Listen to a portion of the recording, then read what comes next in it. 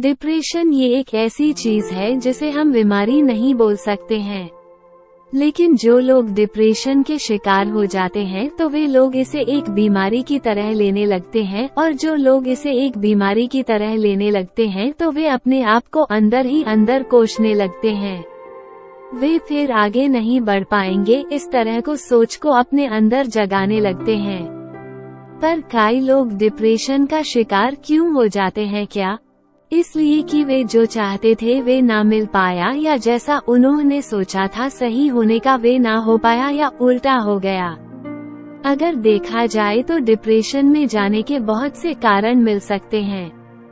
फिर चाहे वो अपनों से रिश्ता टूट जाना, या बहुत बड़ा काम न बन पाना, या लोगों के तनों से ज्यादा सोचने लगना। हाँ, अगर मैंने ये किया तो लोग क्या कहेंगी, जिसके कारण हम ज्यादा सोचने लगते हैं।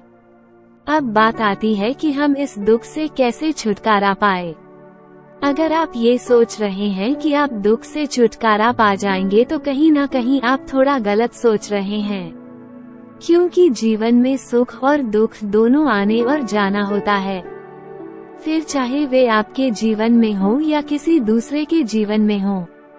और जिस प्रकार से जब हमारे जीवन में सुख आता है तो हम बहुत खुश होने लगते हैं, और जब दुख आने लगता है तो हम उसे लेकर बहुत ज्यादा सोचने लगते हैं।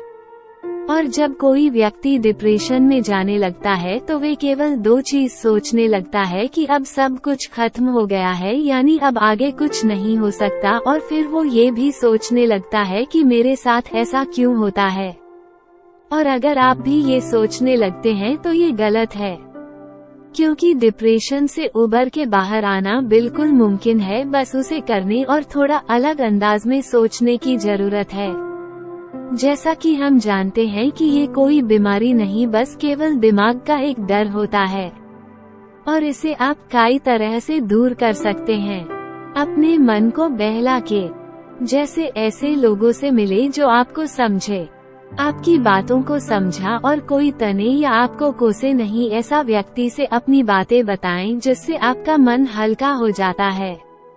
और ऐसे लोग होते हैं, फिर चाहे वो अपने परिवार का एक कोई सदस्य हो या कोई आपका दोस्त हो, और आप ऐसी जगह जाओ जहां कोई भी एक दूसरे को छोटा या बड़ा ना समझता हो, जैसे प्रकृति, जहां ये साथ मिलकर प्रकृति को सुंदर बनाते हैं।